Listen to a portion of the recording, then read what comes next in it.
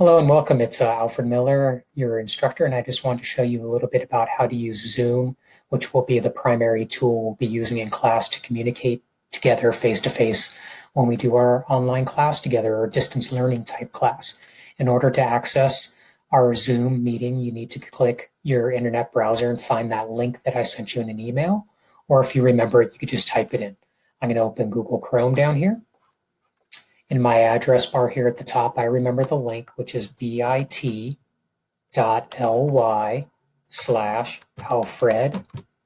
Zoom all together. You can kind of see it up there, bit.ly/Alfred Zoom. I press enter. Since I've used Zoom before, it wants me to open my Zoom meetings. If you've never used Zoom before, it might have you download something. And if you have to download, you'll then click it down in the bottom left, possibly at the top based on your browser, install it real quick, and then it will give you a message similar to this. I'm going to click Open Zoom Meetings. And now it's asking if I want to show my video. So it's always a good idea to preview your video just in case. I'm using what's called a virtual background, so you might see some funny stuff happen in my picture sometimes, but that way people don't see what's really in my house actually at the moment. I'm going to click Join with Video.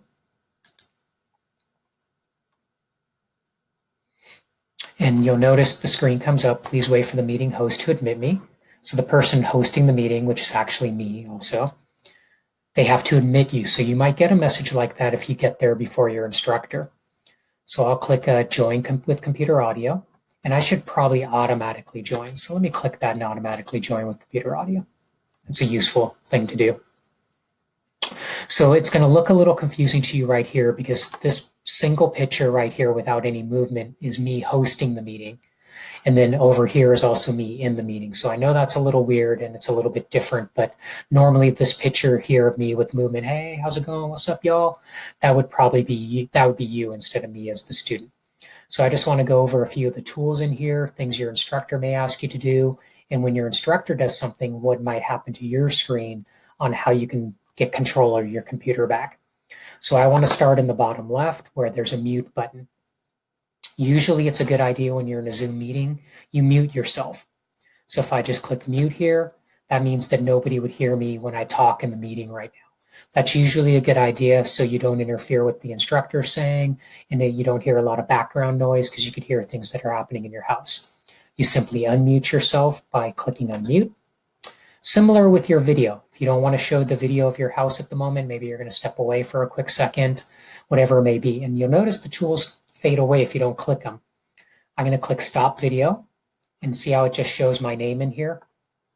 Now, if this doesn't have a very good name, you can always click these three dots here on your square box for you. You click your three dots and you could choose Rename. You could type a different name. You could even tell it to remember it for future meetings, which is a good idea if you don't want to do it each time. And then click OK. Now, I didn't rename myself, but that's how you would do it. To re-show your video, you go here and you click Start Video. Now your video comes back. The next thing that's kind of handy is the Participants button. Usually you as a student, you don't need to do it as often, but what you will find if you click it, it opens this panel on the right-hand side showing you everybody else who's in the meeting. And it gives you some little buttons at the bottom like, hey, I have a question, let me raise my hand. And that signals to your person who's running the meeting that somebody's raised their hand. And on their machine, they can lower your hand if you want, or you could always click your raise hand again and it should lower it. You could answer yes or no if the teacher has a question.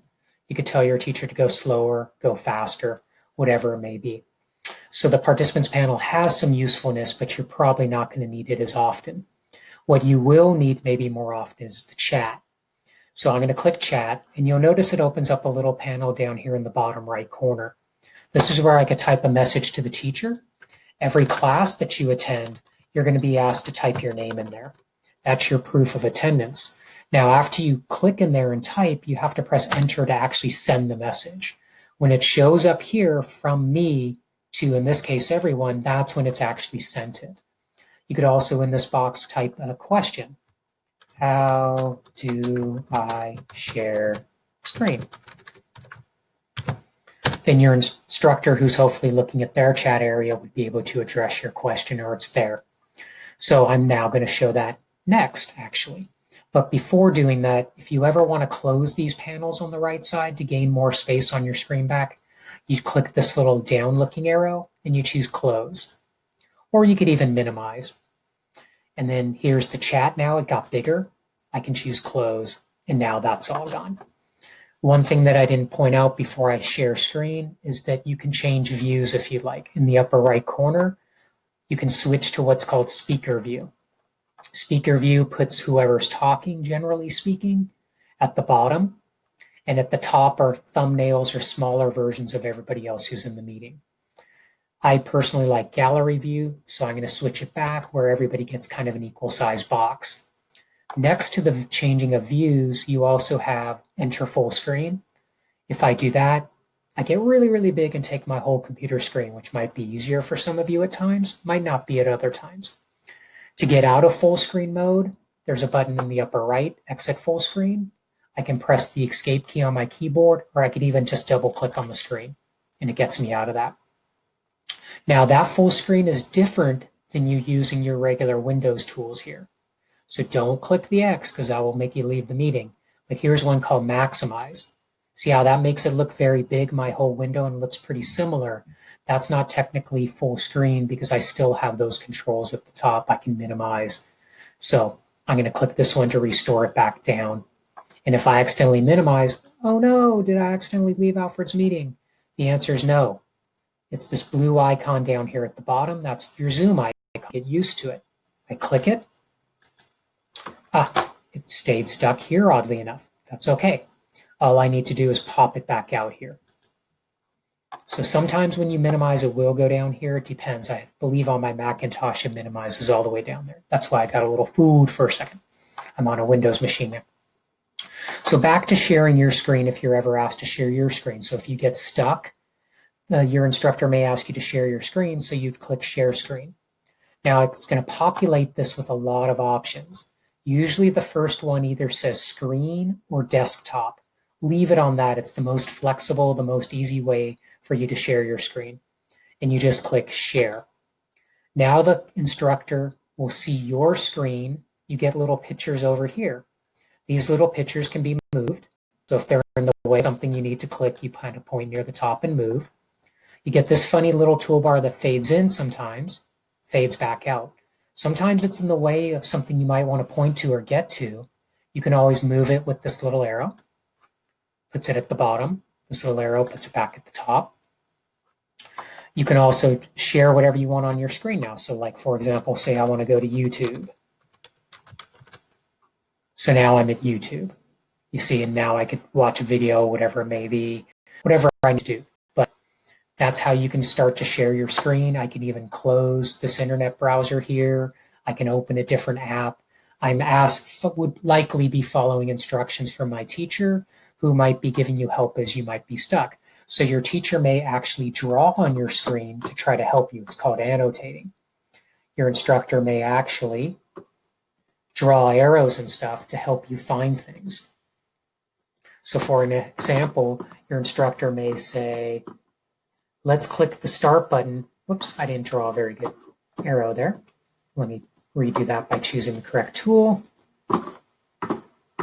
Your instructor may say, click that start button down there near the bottom left. So you click it, and then he may say open calculator. Then your instructor may say, click the maximize button. And if you don't know what it is, he might point to it by showing you the maximize button. Then you click it. So your instructor may be able to draw on your screen as well to help you do steps that you might be struggling with, things of that nature. When you're done sharing your screen, of course, I'm just going to close this real quick. You can click Stop Share, and it goes back to the regular meeting environment. Another thing that might happen is the instructor themselves might share their screen. So let's say, for example, the instructor wants to share their screen. Click Share. Now you can see what's happening on my screen here. So if I decide to do things, you'll notice that the problem happened on your screen is everything went full size. And this bothers a lot of people. So I always tell a lot of people there's a lot of way to get out of full screen. So if you need to do something while I share my screen, one option is here in the upper right where it says exit full screen. I click it. Now this is no longer full screen, which is this is me still sharing my screen as a host. If I click this again, it does go full screen. Another way out is you can usually double click in the black area. It lets you out. A third way, I'm going to go back to full screen here. A third way is sometimes even if you go under view options, exit full screen. I'm going to click full screen again. And even a fourth way is to press the escape key on your keyboard. What's important about that is in a lot of the classes that you're taking with me, I might be demonstrating something on this machine. See how I'm moving and all of a sudden you see Alfred's doing something and you want to be trying to do the same thing. Well, you may need to move this window kind of out of the way. So you point to the top area to move it. You point to the sides, get a little smaller. And you'll notice my pictures are here on the side. That has to do with here under view options, side by side. See if I take it off, the pictures go to the top, go here, side by side, whichever way you like it. I kind of personally, now that I look at it, I kind of like it on the top. I think that looks pretty cool. And what that allows me to do is if I put this window a little smaller here, if the teacher's saying get yourself to Google, well, I can now open Google. Oh no, it's big, I lost Zoom, everything's done. Well, actually, no. Remember, this window opened up really big. It's called maximized. I can click here, restore it down, move it to the side. Now I can watch something the instructor might be doing here, and I'm supposed to do it here. So if the instructor says, let's try to get to Alfred's website, type in bit.ly/Alfred student site into the address bar and press return. Well, he did it here. I'm supposed to do it here. So I do bit.ly/Alfred student site, press enter, and you'll see, voila, I've done what my instructor asked me to do. So these are some of the things you might have to do while you're in your meeting.